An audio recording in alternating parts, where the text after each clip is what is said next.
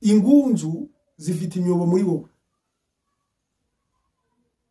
Reka tuvuge ku ngunzu. Umuntu utaragarase, hari umuntu utagira ishyari, umuntu muzima wese ngatunga ibyo bintu bigomba kuba muri we, ngo kuko umuntu niko Imana yamuremye. Uvuga ngo twebwe iwacu ngo niko tumeze, ngo ntabwo ngo niko tumeze, ngo nta kintu wabihindura, ngo biri mu maraso. Uvukamo ukora atari wowe bigukoresha gufa aribyo Yesu yise ibintu wumvishije. Inyoni ni ibintu bigenda bica hejuru y'umuntu, wanareka kikagucona ikikwarikemo. Yararondoye uyu muntu amwereka imiterere ye, yaramweretse uko ateye agira ngo abireke. Umuntu agakizwa ari mujura agakomeza kwiba, kuko niyo mpamvu ubona mu rusengero habamo basambanye, ahantu abantu bateranira haba abajura. Ntabwo Yesu yari yanze ko umuntu ahamba ababyeyi be, cyangwa se umuntu ashobora gushyingura abantu be. Ntabwo Yesu yarabyanze, ahubwo muri ayo magambo hari icyo yaramubwiye gikomeye mu mvugo y'umwuka.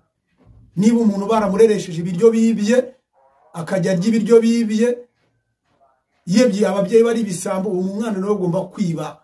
Nawe uwo mudayimoni w'uburaya, kuko umudayimoni ntapfa, ahubwo akagira n'ingunzu akomora mu miryango ye. Imitima yaciravye ikeneye kururutswa n'ukawera. Turagushubuje inshuti yacu, ndabona kudukurikira, tukwifuriza amahoro y'Imana n'imigisha ituruka ku Mana. Rero ubu hirya no hino mu bihugu bitandukanye, Yesu nabwo umugisha imigabane itandukanye y'isi. Rero turagarutse hano muri kamera za Bero TV. Yewe uri imbere kuri zino kamera ndi Ntabanganyimana Andrew, uzwi cyane ku izina rya Buregeya. Rero turakwifuriza amahoro aturuka mu gice mu ijuru. Rero tugarukanye insanganyamatsiko ivuga ngo gukurikira Yesu ntabwo byoroshye. Rero mbere na mbere, kuko tugarutse tuje mu ijambo ry'Imana, reka tubanze twishyire imbere y'Imana kugira ngo dutangire ikiganiro cyacu.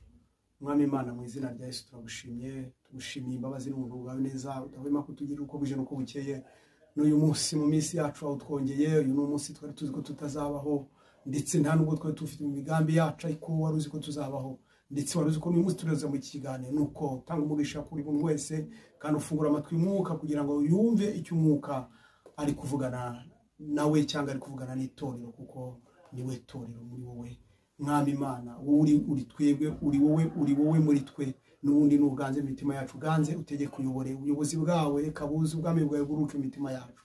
Urakoze nyaguhora ku ngoma, nubane natwe tugirire neza, dufashe utugirire neza muri byose, mu izina rya Yesu tuzeye, amen.